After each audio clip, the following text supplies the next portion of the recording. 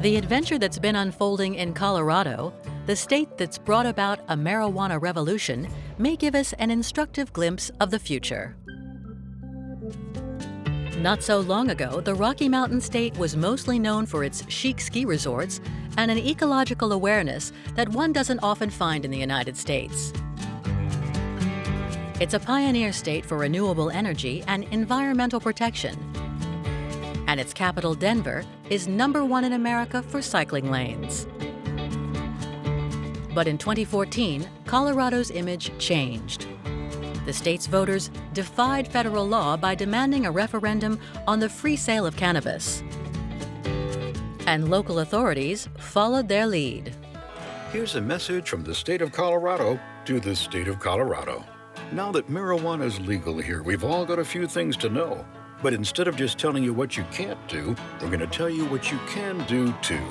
Here we go. If you choose to use, don't drive high. Instead, just walk or skip or catch a ride. You can even frolic or stroll or run. Just remember, you gotta be 21. That's to have and to hold and to buy and to use. Visit goodtoknowcolorado.com for more info. Because when it comes to marijuana, it's good to know.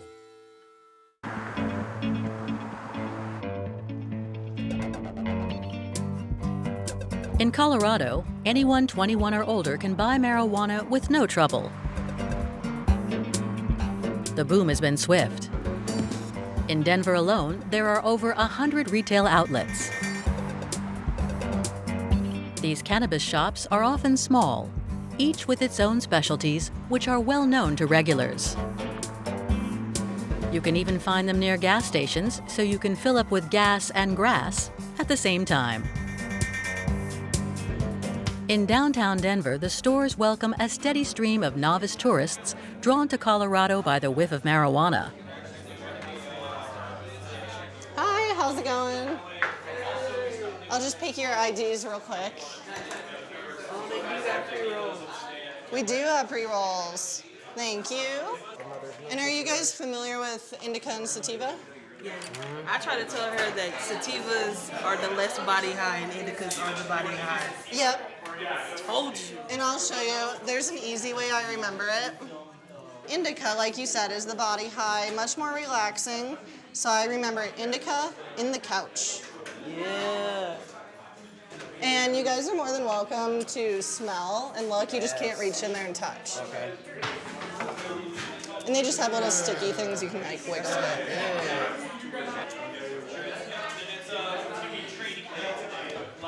Every strain of marijuana actually does have its own unique flavor. Just like wine, it really is a very broad spectrum from earthy to fruity to crazy flavors.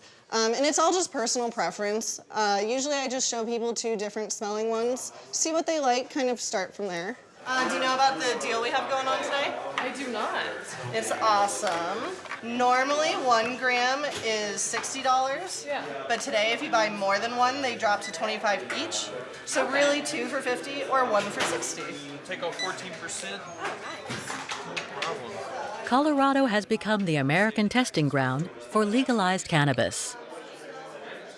Nowhere else in the world had the entire chain, from farm to store, been legalized in this way. To understand the impact of this unprecedented green revolution, the state's government needed the services of an economist. Cannabis has become part of the bundle that is attracting people here. And you just have to, as you mentioned, you just have to look around and see how many cranes are here, how many apartments are being built, how many new restaurants open every month, how many new businesses are opening here or starting a Denver office. All of that is pointing to me that cannabis has become something that supports the economy and not something that takes away from it. So that $1.3 billion in sales was like $2.7 billion in total economic impact and created about 23,500 jobs. Denver right now is kind of like the Silicon Valley of cannabis. 3130. Okay. And that's not all. The marijuana business brings in an extra $120 million in tax revenue every year. The state of Colorado has chosen to spend this money on repairing schools and on drug information and prevention programs aimed at teenagers. Another immediate consequence of this boom in green gold is that Denver has quite unexpectedly become a major tourist attraction, as visitors flock to sample the pot. For $70, for example, you can take a class in combined joint and sushi rolling. Hi guys, I'm Calyx.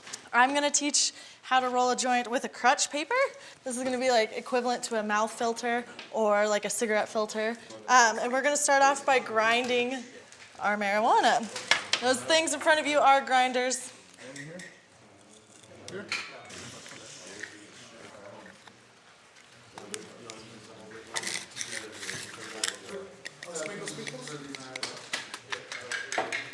So our next step is going to be to roll our crutch paper. So I like to take the pointer hand and I just put my pointer finger holding that crutch and holding it in my hand. Then my dominant hand is going to load the weed across. And you're going to put it in as evenly as you can across the paper.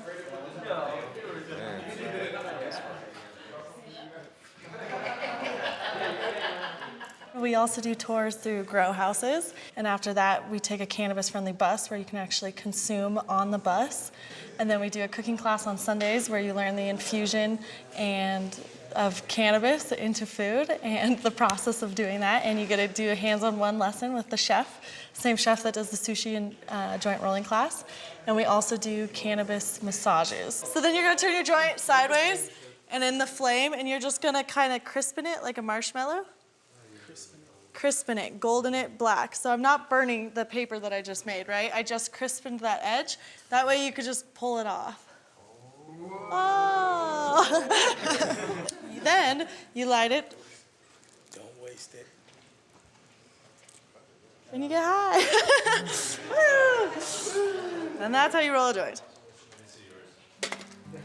So if you need help, got you.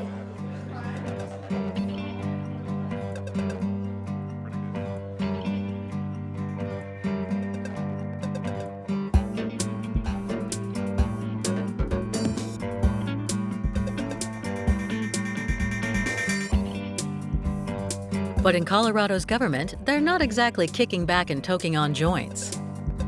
It's not easy being America's cannabis champion when grass is still forbidden by the federal authorities. The FBI could at any time close down all businesses related to marijuana.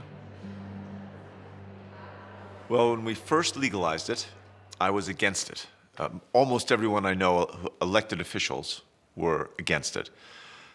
You don't want to be in conflict with the federal law. We were worried about young people thinking it was okay. There would be a giant spike, an increase in consumption. But so far, we have seen no dramatic increase among teenagers in their use. We have seen no great increase among any portion, any demographic of the population, except this last poll. It appears senior citizens, people 65 and over, are using more marijuana than they did 3 years ago. But there hasn't been any other dramatic change. We legalized marijuana and nothing really happened. The sun still rises in the east and sets in the west, and people aren't getting in traffic accidents everywhere or running around doing crazy things. It's becoming just like any other product you might buy for your own recreation, just like a glass of wine or a bottle of beer. And this large growth that you're seeing right now, that is the black market coming into the light, right? While legalization has significantly reduced the black market, it hasn't completely eradicated it. Since legal pot is only accessible to those aged 21 or over, younger consumers are still turning to dealers. Drug dealers don't care who they sell to. And if we're able to get rid of that black market and get less drug dealers, then it's I think a much greater chance that kids won't have as easy a time finding marijuana as they do now. While we are not happy about being in conflict with federal law, we recognize that that is a problem. We argue that, right now 60% of the American people live in a state where either medical or recreational marijuana is legal. You can't turn your back on 60% of the people of your nation. This is going to be one of the great social experiments of the first half of the 20th century. And maybe it's time that we let this experiment go forward a few more years and see whether it has a possibility of success.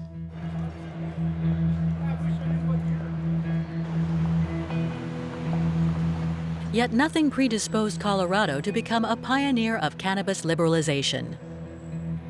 It's far removed from the alternative culture of the West Coast. In this part of the Rockies, there have always been more cowboys and soldiers than hippies, and political resistance was stronger than in California. At least until a 4-year-old girl changed public opinion all by herself. Little Charlotte Figge was suffering dozens of epileptic fits every single day. But in 2012, one particular kind of cannabis oil, available only in Colorado, gave her back an almost normal life. So Charlotte's story really starts with her parents seeking a treatment that was sort of a last hope for her. She had failed all pharmaceutical drugs. At the same time, we were producing a plant that was very high in CBD, or cannabidiol, which is the non-psychotropic property that is in our product, CW Hemp. And she found us and convinced us to give Charlotte some of the product.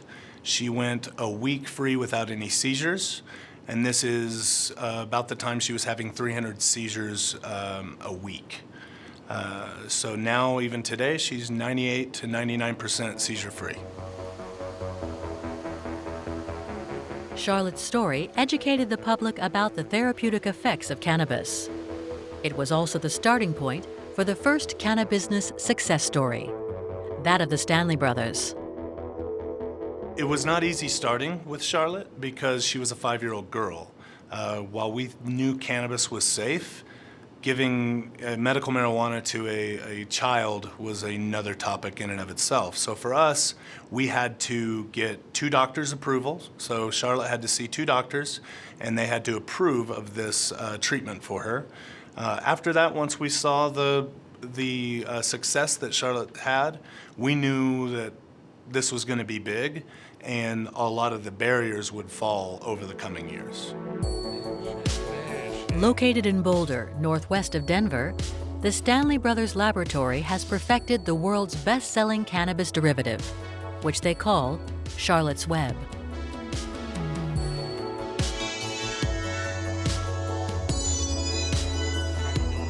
It doesn't contain any THC, the chemical compound which makes you high. Its efficacy depends on the calming and anti-inflammatory effects of another component, CBD, or cannabidiol.